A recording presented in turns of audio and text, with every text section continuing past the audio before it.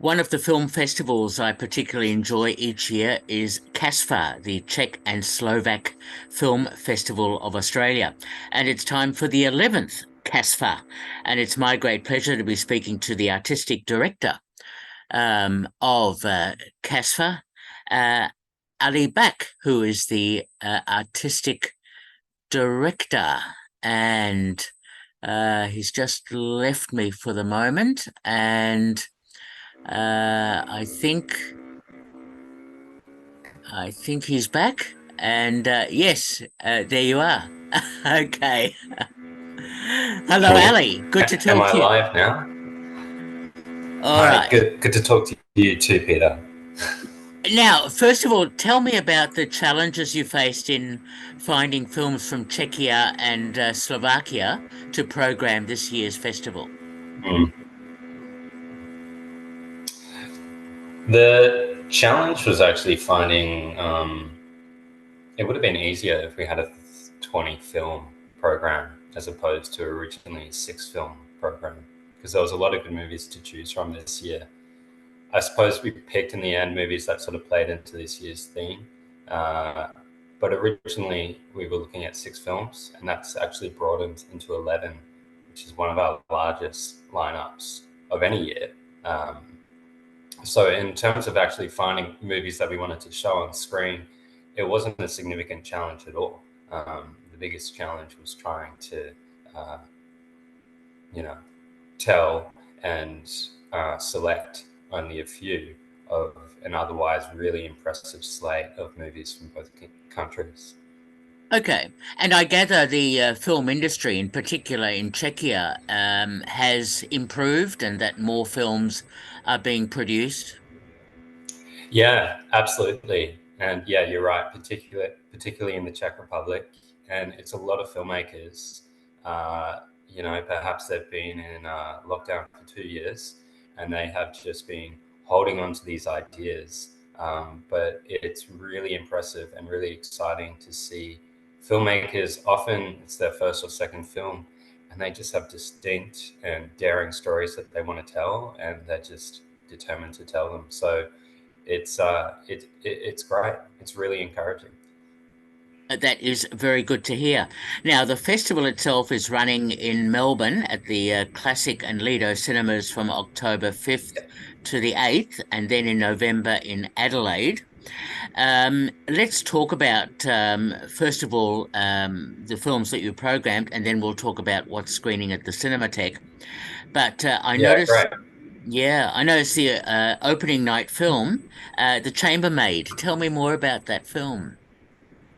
Yeah, so this year's movie is the Slovakian period romance film that Chambermaid.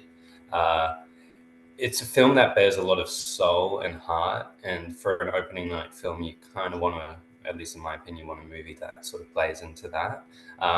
It also has beautiful cinematography, so we're thrilled to have that not only as our opening night film, but obviously to have it as the Australian premiere on the big screen at the Classic Cinemas, also at the Regal Theatre in Adelaide. We're particularly excited about that.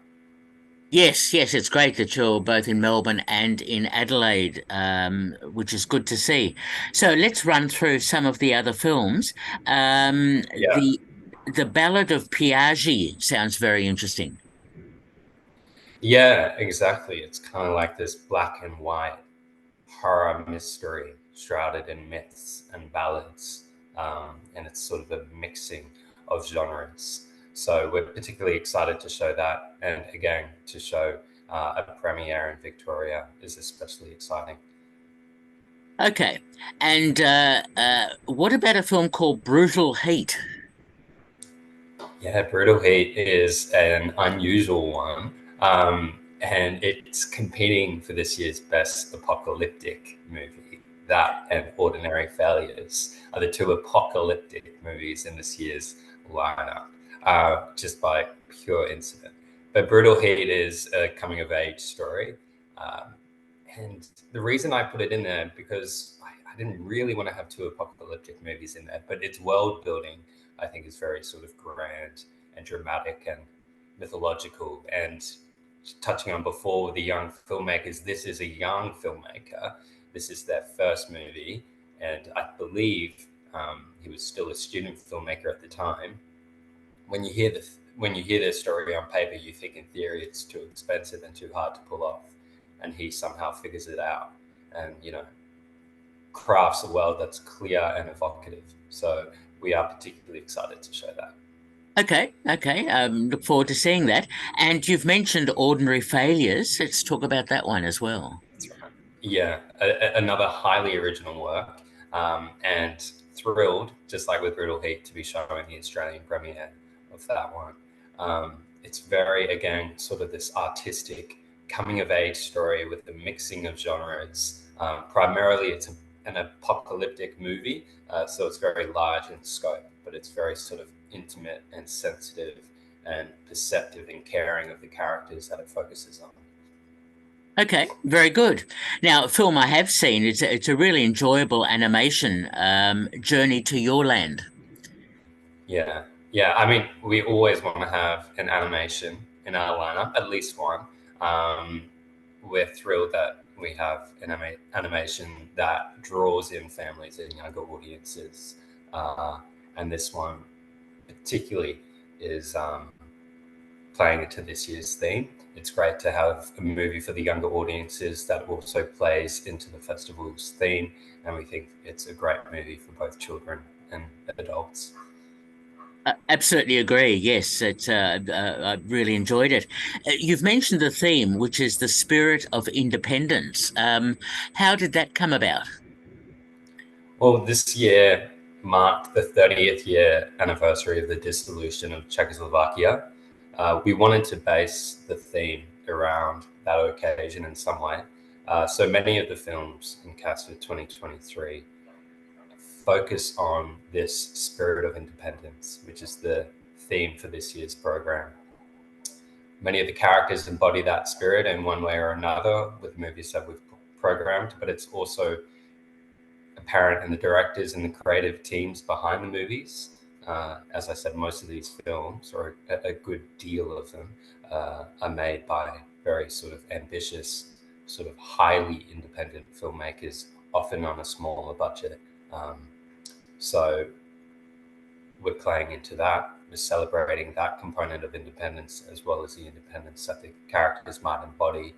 And it's great to also have, a decent portion of our lineup be Australian premieres. But Journey to Your Land is particularly playing into that theme, and it's great to have kids hopefully connect with it as well. Absolutely, I'm sure they will. It's a really nice story. What about a film called All About the Little Things? Sounds interesting. Yeah. It's somehow the filmmaker, another young filmmaker, has figured out a way to sort of connect 12 individual stories. So it's effectively an anthology to make for a really unique movie experience. So we're hoping we get some attendees for that one, because I think that's a particularly special movie in the lineup. Okay. Now, Notes from Eremosine sounds intriguing. It does. It's another feature animation movie, if you could call it that. But this is a completely different type of animation. Firstly, it's not for children. It's very art house and completely sci-fi, but it's fantastic. And Vieira, her film Frem, we presented in our 2021 program. So we're thrilled to sort of support and share her new film project with Australian audiences. She is a young Slovakian filmmaker who has a very distinct and poetic way of sort of crafting her stories. Okay, sounds great. Big Dreams, what's that about? Big Dreams, that's a crowd pleaser, and it's the Australian premiere. It's a child-led, it's another sort of family movie and targeted towards kids as well, but that's a child-led sports movie about a ragtag ice hockey team, kids ice hockey team. And it's actually based off a true story, but but it's made with plenty of drama and emotion, and it's got great sporting action. So I think it's another movie that would do really well with our family audience. Okay, it's good that you've got some family films as always, as well as the diversity of themes. And speaking of contrasts in themes, Liquid Bread Yeah. sounds quite intriguing. Yeah, yeah. Well, I'm glad you feel that way. It's another Slovakian filmmaker. Her name is Alicia Bednarkova, and Liquid Bread is completely charming and original, and it's shot on film. Um, it's only 30 minutes, so we're actually pairing that with notes from Eramacine. Um, we're presenting its Australian premiere, and that's screening with notes Saturday night at Lido Cinemas. So sharing two young female filmmakers from Slovakia's very daring, very original movies and pairing those two together, that's exciting. It is. Oh, that's great that you're encouraging, of course, emerging and younger filmmakers as well. Birthday Wishes. What's that about? Birthday Wishes is our closing night movie, and Ah, it's a comedy. It was hugely successful crowd pleaser in the Czech Republic, but again, that arrives on our shores, and it's for the Australian premiere. It's basically a soap opera, but I think it's going to be a good crowd pleaser for the closing night film, and I think it's hopefully going to guarantee a fun time. okay. It's nice to go out with a bit of fun on for the closing night. So I think that's that sounds fair enough, which is a nice contrast to the opening night film, as you've mentioned, The Chambermaid. And one that looks like a bit of a tougher sort of film, Diamonds of the Night. Yeah, it's the only in the lineup. It's the only classic film that we have, apart from the Melbourne Cinematheque program. Hmm. That's a 4K restoration screening, courtesy of the Film Archive in Prague. Um, Plays into this year's theme, but it's a completely harrowing and sort of blistering movie experience. It's a war film made 60 years ago. I haven't seen it on the big screen myself, and I'm really sort of preparing myself to see that. I think it's going to be sort of unforgettable. Okay, yeah, it looks or sounds very interesting indeed. All right, so that's October 5th to the 8th at the Classic and Lido Cinemas for CASFFA 2023. Now let's talk about the Cinematheque screenings. And I must admit, I was really interested to see it looks like a silent film from 1927, An Old Gangster's Mole. Yeah, I know. It's a 50-year sort of uh, broad view of Czechoslovakian comedies, starting from 1927 with the silent film and ending in 1977. So we're bookending, as we do with each year, the festival with the Melbourne Cinematheque at Acme. This year's program is titled All the World's Bedlam, and it's just sort of screening five extraordinary, oh, I think it's six actually, six extraordinary Czechoslovakian comedies from that 50-year period. And as you would probably expect, they're a little off kilter, but I think that's going to be a particularly, you know, raucous time. It sounds really interesting, as well as Eva Fools Around from 1939, which sounds like a lot of fun. Yeah, absolutely. And all of these prints over the 3 weeks on the Wednesdays at the Cinematheque, these are all prints from the National Film Archive in Prague. That's right. Yeah, but one. I think five of the six all prints that are, being shipped over from Prague straight to Melbourne. So to show the print is especially special. And I gather the archive in Prague is similar to the National Film and Sound Archive in Australia, that they are restoring and making sure that audiences get to see So Czech and Slovak films that would otherwise be lost. Yeah, exactly right. And the digital restoration of these films just look incredible, and it almost feels, well, it does like it was shot yesterday. Um, so it is basically the closest comparison in Australia would be the National Film and Sound Archive. Okay, and we should mention the other film screening at the Cinematheque. There's Heave Ho from 1934, and one which has a great title, Tomorrow I'll Wake Up and Scald Myself with Tea. Often have that feeling, but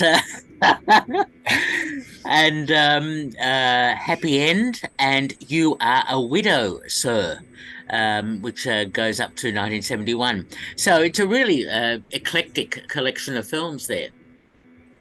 Yeah, absolutely. And like I said, that will screen beginning next Wednesday, and then the Wednesday that follows, and then the day after that is the premiere of The Chambermaid, and then the Wednesday after the festival closes at Classic, we screen the two final films in the ACME program.